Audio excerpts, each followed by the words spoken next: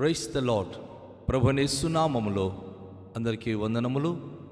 యేసయ్య మాటను ఈ కార్యక్రమాన్ని వీక్షించడానికి ప్రేమతో మిమ్మను ఆహ్వానిస్తున్నాను. ఈ దినము అపోస్తల కార్యముల గ్రంథము 12వ అధ్యాయము 11వ వచనం నుండి 19వ వచనం వరకు మనము ధ్యానించుకుందాం. పేతురుకు తెలివి వచ్చి ప్రభు తన దూతను పంపి హేరోదు చేతి నుండి యూదులను ప్రజలు నాకు చేయనుద్దేశించిన వాటన్నిటి నుండి నన్ను తప్పించి ఉన్నాడని ఇప్పుడు నాకు నిజముగా తెలియనని అనుకొనెను. అట్లు ఆలోచించుకొని అతడు మార్కు అను మరో పేరు గల యోహాను తల్లి అయిన మరియా ఇంటికి వచ్చెను. అక్కడ అనేకులు కూడి ప్రార్థన చేయుచుండిరి. అతడు తలవాకిట తలుపు తట్టుచుండగా రోదే అను ఒక చిన్నది ఆలకించుటకు వచ్చెను. ఆమె పేతురు స్వరమును గుర్తుపట్టి సంతోషము చేత తలుపు తీయక లోపలికి పోయి పేతురును తలుపు దగ్గర నిలుచున్నాడని తెలిపెను. అందుకు వారు, నీవు పిచ్చిదానవనిది. అయితే తాను చెప్పినది నిజమని ఆమె దృఢముగా చెప్పినప్పుడు వారు, అతని దూత అనిరి. పేతురు ఇంకను తట్టుచున్నందున వారు తలుపు తీసి అతనిని చూచి విభ్రాంతి నొందిరి. అతడు ఊరుకుండుడని వారికి చేసైగ చేసి ప్రభు తన్ను చెరసాలలో నుండి ఎలాగూ తీసుకుని వచ్చెనో వారికి వివరించి యాకోబుకును సహోదరులకును ఈ సంగతి తెలియచేయడని చెప్పి బయలుదేరి వేరొక చోటికి వెళ్ళెను. తెల్లవారగానే పేతురు ఏమాయనో అని సైనికులలో కలిగిన గలివిలి ఇంతంతా కాదు. హేరోదు అతని కోసరము వెదిగినప్పుడు అతడు కనబడనందున కావలి వారిని విమర్శించి వారిని చంపనాజ్ఞాపించెను. అటు తరువాత హేరోదు యూదయ నుండి కైసరియకు వెళ్ళి అక్కడ నివసించెను. ప్రభునందు ప్రియమైన వాళ్ళారా, ఈరోజు ఒక అద్భుతమైన విషయాన్ని మనము గమనిస్తున్నాం. అవును, దేవుడు చేసే కార్యములో అది కంటికి కనబడదు, చెవికి వినబడదు, హృదయానికి గోచరము కాదు. కానీ తన ఎడల భయభక్తి కలిగిన వారి కొరకు దాచి ఉంచిన మేలు ఎంతో గొప్పది. అది ఈరోజు పేతురు జీవితంలో మనము గమనిస్తున్నాం.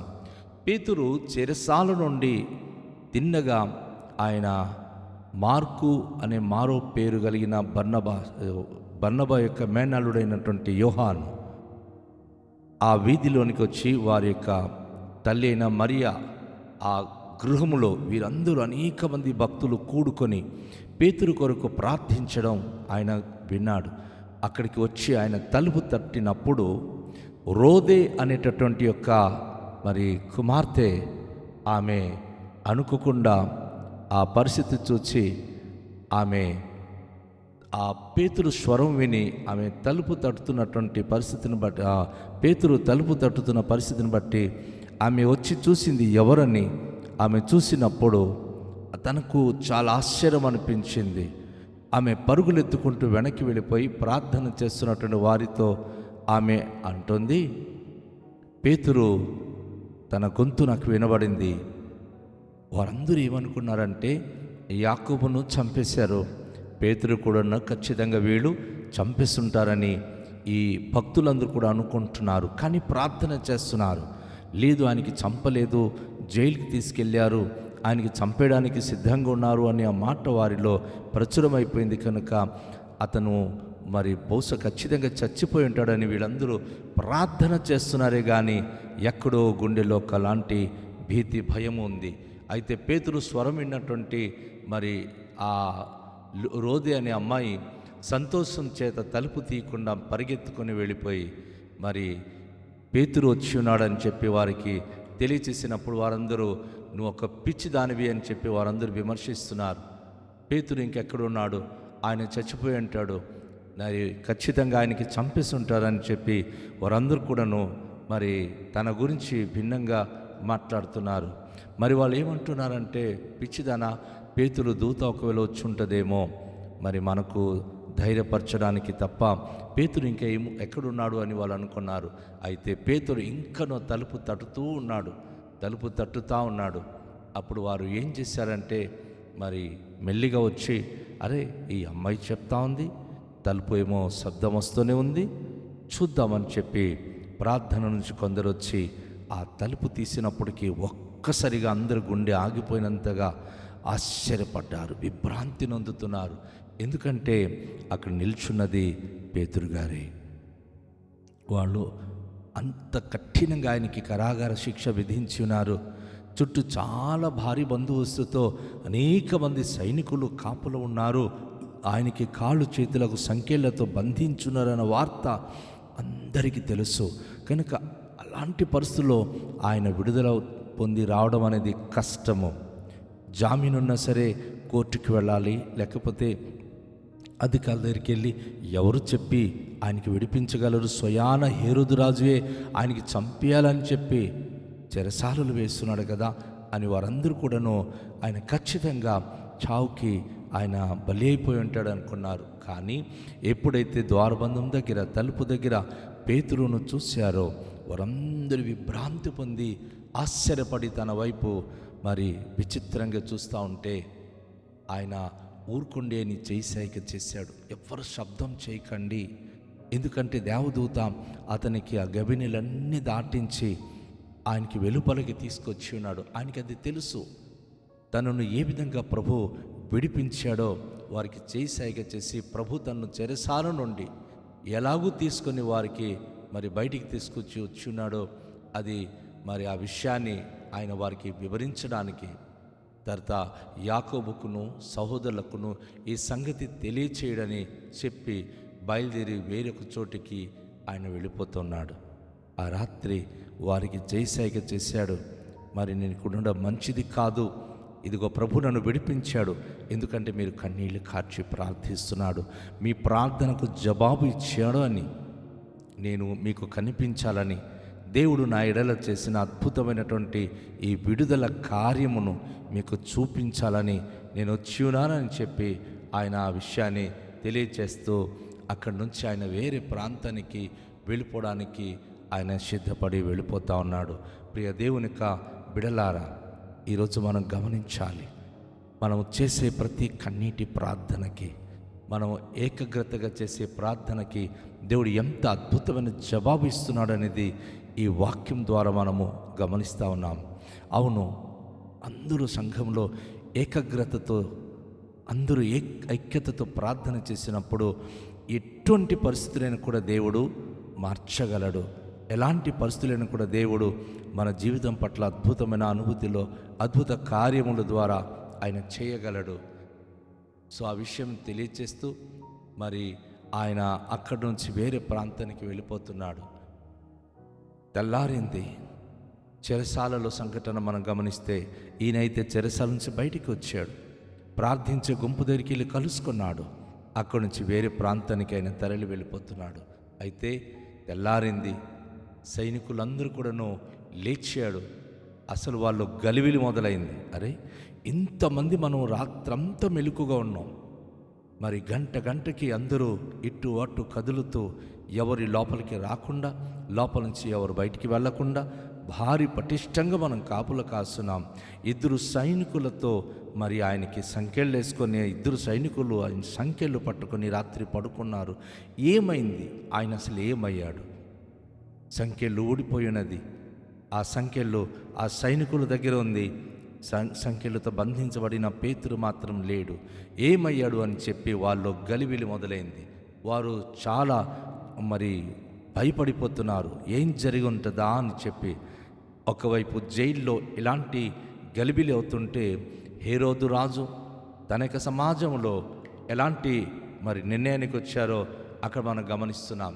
ఎలాంటి నిర్ణయానికి వచ్చారంటే, హేరోదు అతని కోసం వెతికినప్పుడు అతను కనబడనందున కావలిలో ఉన్న వారికి విమర్శిస్తున్నాడు, విచారిస్తున్నాడు. అసలు ఎలా ఆయన తప్పించుకున్నాడు, మీలో ఎవరు ఆయనకి తప్పించాడు అని చెప్పి ఆ కాయి ఉన్నట్టు కాచినట్టు వారికి చంపేయాలని ఆజ్ఞాపిస్తున్నాడు.